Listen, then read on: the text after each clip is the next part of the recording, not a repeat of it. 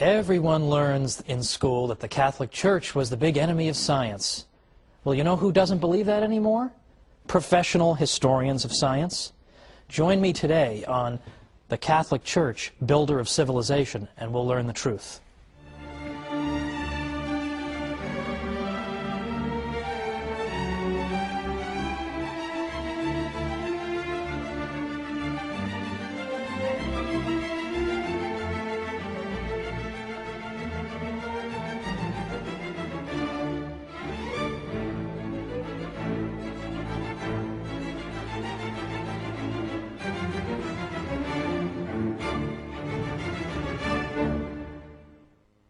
Welcome to the Catholic Church, Builder of Civilization. I'm Thomas Woods.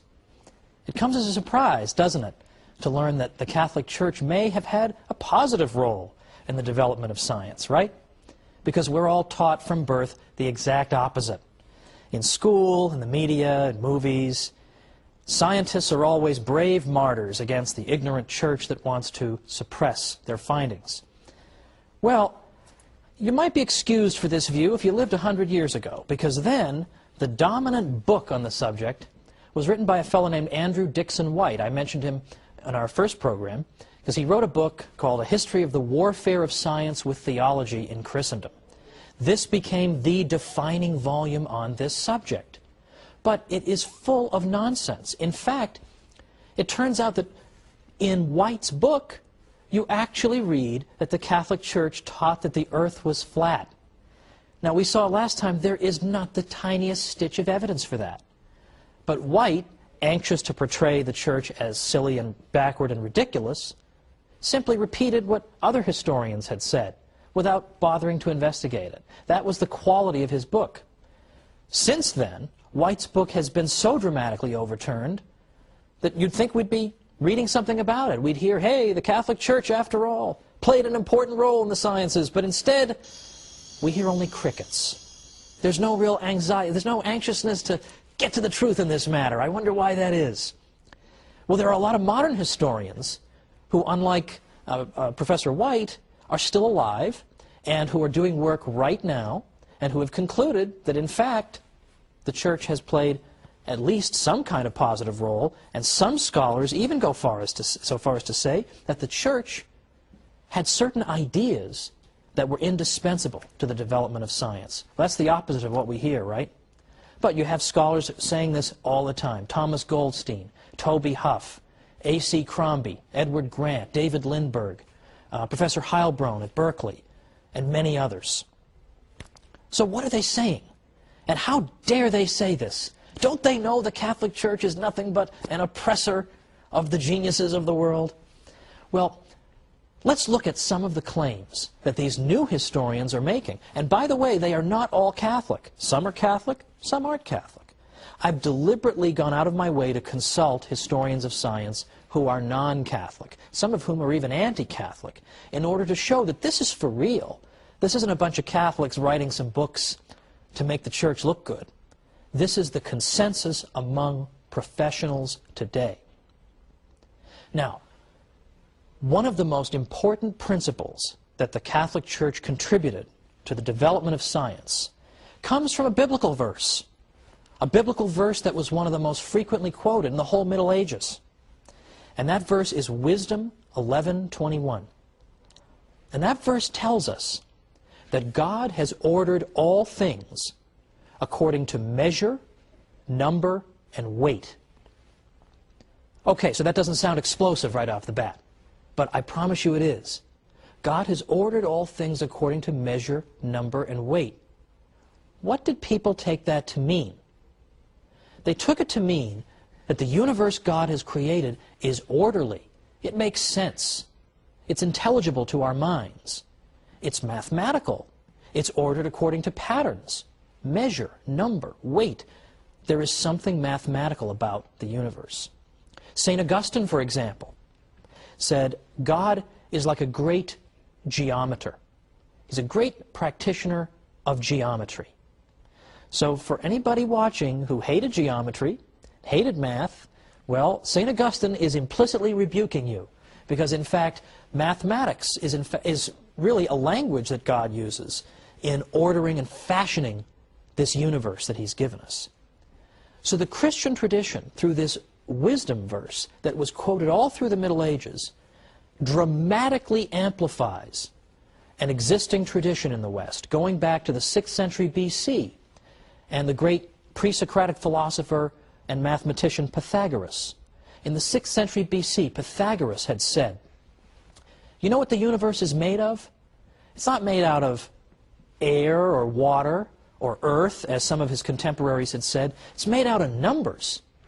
That's the fundamental constituent of our universe. Not physical stuff, but numbers, math. Math is everywhere. And this Christian tradition, building on Wisdom 11:21, took Pythagoras' obscure insight and, in effect, developed a whole civilization around it. That's pretty important. And in fact, even scientists who may not have given the matter a second thought lived in a civilization in which the orderliness of the world was taken for granted. So, for example, let's consider the gentleman who drew up for us the first periodic table of the elements, Dmitri Mendeleev. He so believed that the universe was orderly that when he began arranging the elements, and perhaps you've seen the periodic table of the elements, got all the constituent parts of our world, and they're listed according in rows, and then a series of rows creates columns, and he found that elements that were next to each other on the table possessed similar characteristics. Well, then he got to about element number 21, and there was a gap there. He couldn't find an element that should fit there. But he said, the relationships keep working if I skip number 21 and I keep going. But so convinced was he that something had to go there. So convinced was he that God couldn't have given us this universe, or that he couldn't believe we could live in a universe where there'd be a big gap on the periodic table. There had to be something that belonged there. So he predicted, well, someday we'll discover an element that goes there. I mean, what nerve the guy has to say, of course we'll find something to fit into the gap on my chart. But sure enough, what did they find? 10 years later, the element scandium was discovered. Where does it go? It's atomic number 21. So this is a key feature of our civilization. And in fact, the scientific method cannot be pursued unless you believe the universe is orderly. Because what do you do in the scientific method? What's it all about? The scientific method consists of gathering data about the world around you, and then studying that data, looking for patterns, trying to understand it, and then developing hypotheses about the data. Why do I think thus and so is occurring? And then devising experiments to then confirm or disconfirm my various hypotheses. Now, you cannot follow those steps unless you believe the universe is orderly. Because I have to be sure, I have to have a confidence that if I run the same experiment multiple times under the same conditions, I will get the same results. Now, if I live in a disorderly universe, I have no right to expect that. Maybe 6 times when I drop something, it will fall to the ground, but maybe the 7th time, the object will turn into Elvis. How do I know? If I don't live in an orderly universe, I have no right to expect that. And if I don't live in an orderly universe, I can't even begin to do science. I can't even begin to find patterns in the universe if I don't expect them to be there. This is essential for science. And in fact, Albert Einstein even said, it's a miracle that the universe is orderly. We have absolutely no right to assume that. And in fact, many civilizations did not assume it. They did not assume it. Ancient Babylon, for example, the Babylonians did not assume the universe was orderly. It was completely chaotic. Did science get started among the ancient Babylonians? The question answers itself, doesn't it? So these are essential points. These are essential points. That the universe is orderly and mathematical.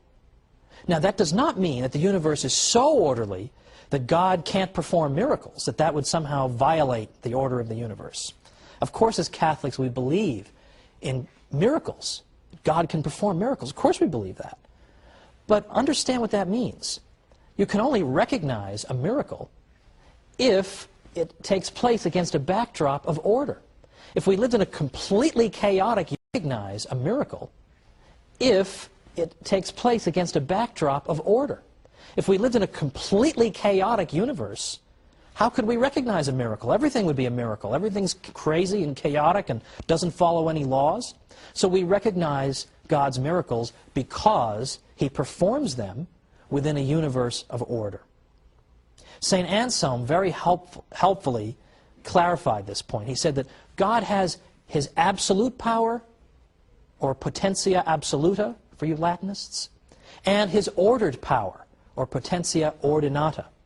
That is to say, sure, God has the raw power to turn that object into Elvis, but He also has His ordered power by which He behaves according to the laws that He's built into the universe, that it would not befit the dignity of our God for Him to behave in such a whimsical way. He can't do that. He has to, in effect, behave in a way that is consistent with His promises to us. And in effect, the functioning of the universe is one of those promises. So we expect to find order in the universe, and that's why scientists go looking for it.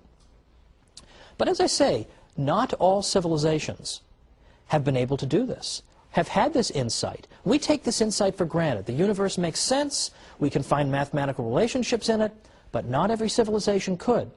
And one civilization that could not is Islamic civilization. Now, there's much we can say about Islamic contributions to civilization and even the sciences. For example, in some of what we might call the applied sciences, like medicine and optics. Well, Muslims made great contributions in those areas. But in the more theoretical sciences, Islamic science, in effect, suffered what Father Stanley Yaki calls a stillbirth. It seemed like it was going somewhere, and then boom, gone. And then today, of course, Islamic civilization is largely a backwater, scientifically. Now, why is that? Why did Islam suffer such devastation in terms of the sciences? One reason involves this matter of the ability to view the universe as being orderly. Islamic civilization could not do that. Because if you were to say that the universe is ordered according to certain laws that must be observed, that would be an insult to Allah, who may behave as arbitrarily as He wants. What looks like a law to you may just be one of His habits that He can discontinue at any time. Well, we got a break now, but come on back for some more myth-busting about the church and science.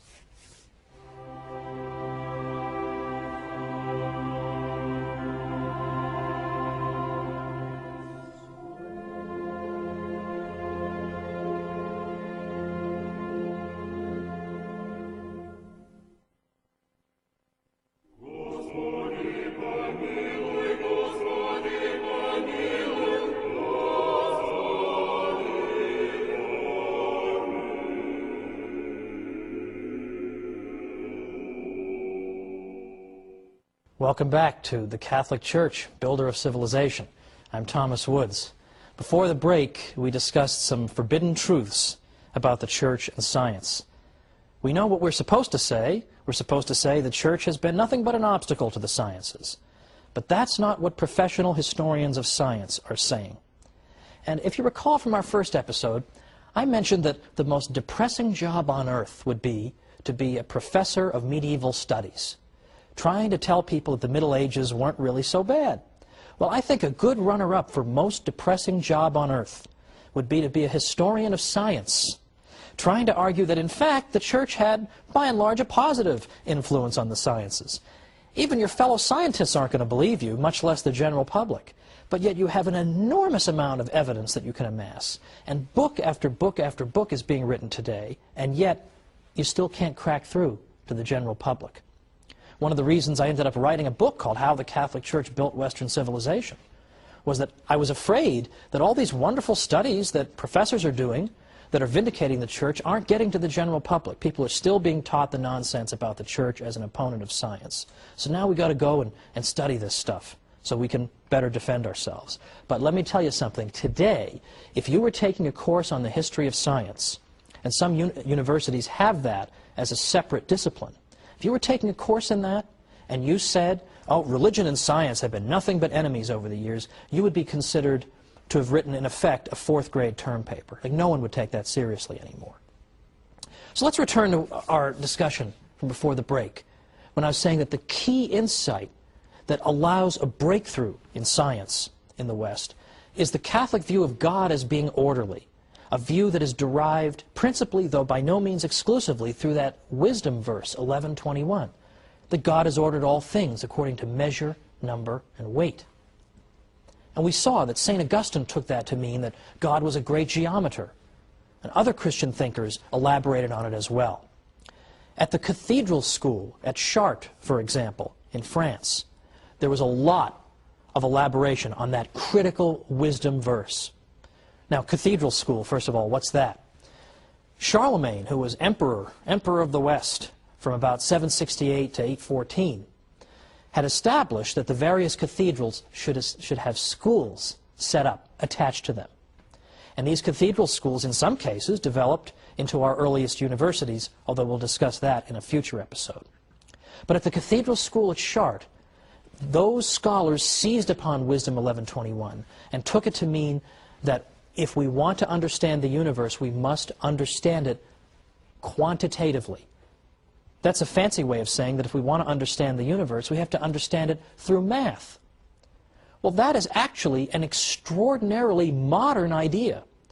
The cathedral school at Chartres was really at its peak perhaps in the 12th century, and yet it's got this fantastically modern idea that at least at some level, the universe can and should be understood mathematically if we want to understand its workings and predict how it will behave in the future. We have to understand it through math. And they interpreted Wisdom 11:21 to mean just that the universe is mathematical and we understand it that way. Because the cathedral school at Chartres spread this idea far and wide that the universe is mathematical and should be understood through math, they are increasingly given credit as having helped to launch the scientific revolution centuries before it really began to take place in the 17th century. In addition to that, the scholars at Chartres took for granted that God was orderly and had built natural laws into the world, and that if we want to understand how the world works, we first use our natural reason. And only when our natural reason breaks down do we then say we are faced with a miracle, we're faced with something supernatural, and we refer this to God. But the Chartres scholars were convinced that God has given us our reason for a reason. That we're not cows, we're not aardvarks, we're not ants. We have the ability to think and to draw cause and effect conclusions and relationships. Why would God give us this faculty unless we were meant to use it? And we become true human beings only when we use the unique gift that human beings alone possess, which is reason. So, for example, one scholar at Chartres said, "It is through reason that we are men. For if we turned our backs on the amazing rational beauty of the universe we live in, we should indeed deserve to be driven therefrom, like a guest unappreciative of the house into which he has been received." Another scholar at Chartres said, "I take nothing away from God. He's the author of all things, evil excepted. But the nature with which he endowed his creatures accomplishes a whole scheme of operations, and these too turn to his glory, because it is he who created this very nature." In other words, God created us with a rational nature. So we give him glory when we have recourse to that rational nature. Now that is very much the opposite of what people are told, isn't it, about the Catholic Church? I think most people are under the belief that the Church teaches you that you shouldn't use your human reason, that human reason is in some way phony or something to be despised even. But to the contrary, here we have one of the most accomplished and important schools of the whole Middle Ages telling us that we should use our reason if we want to understand the way the universe works. Now, from that, I return to the point that Chartres emphasized the mathematical nature of the universe, and in doing so, they gave birth to a central modern idea, that if you want to understand physical relationships and how the physical universe operates, you have to explain it mathematically. You have mastered the universe only when you have unlocked its mysteries through the language of mathematics. When you have unlocked its mysteries through the language of mathematics. And that's why Sir Isaac Newton was so impressive to people in the 18th century, when with a single equation he was able to account for all the motion in the universe. That was an extraordinarily elegant explanation of a seemingly complicated problem. All the different kinds of motion could be reduced to one equation.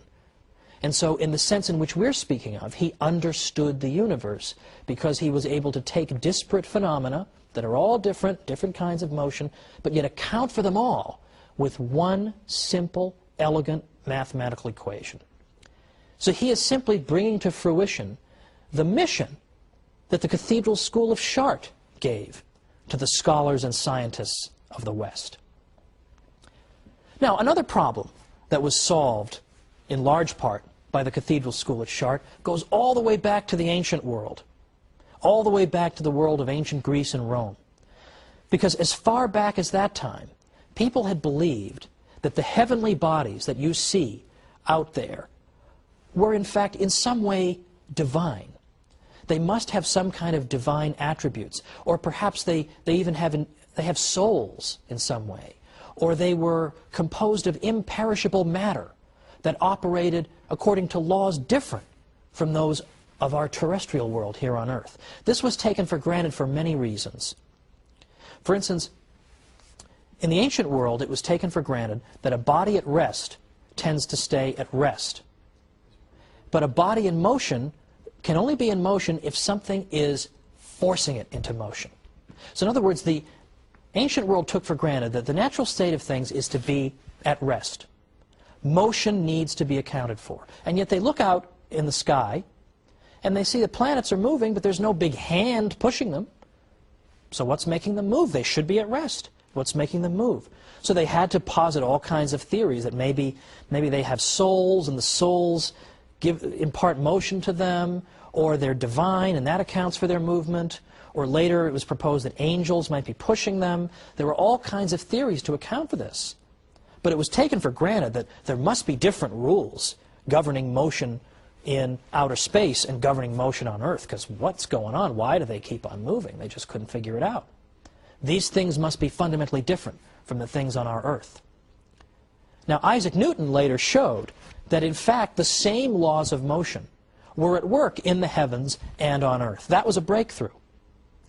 But it wasn't something that just came out of left field. Because who really began thinking this for the first time? It was Terry of Chartres, another scholar at the Cathedral School of Chartres, in the 12th century.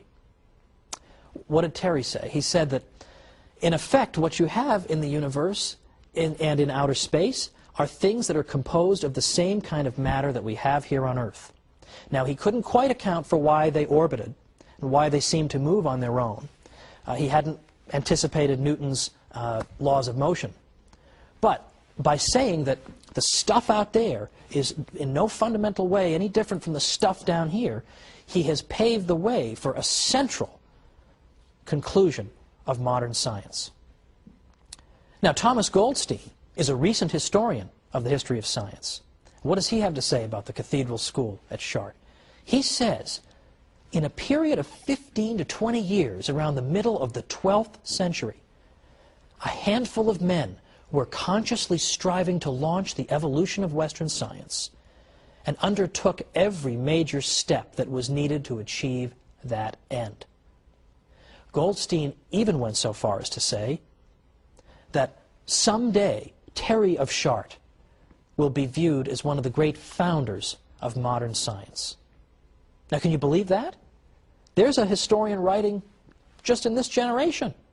And not only does he credit the church with lending an important impetus to the development of science, but he even goes all the way back to the 12th century to identify somebody nobody's ever heard of and say he may be one of the great architects of modern science. This is becoming absolutely common among historians of science. Yes, Richard Dawkins is writing his books.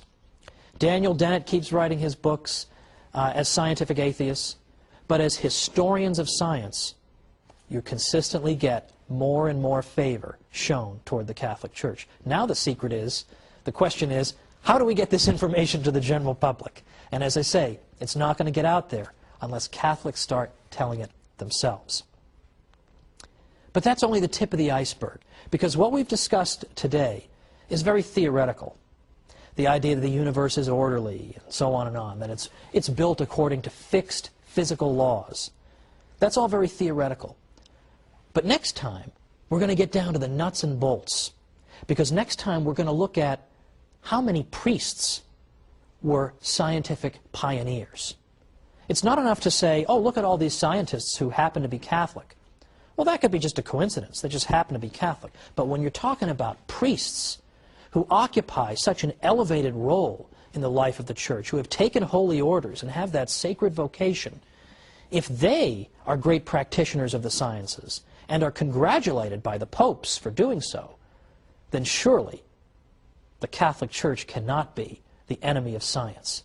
So let's look at these great scientific heroes in the Catholic Church next time when we come back once again for the Catholic Church, builder of civilization.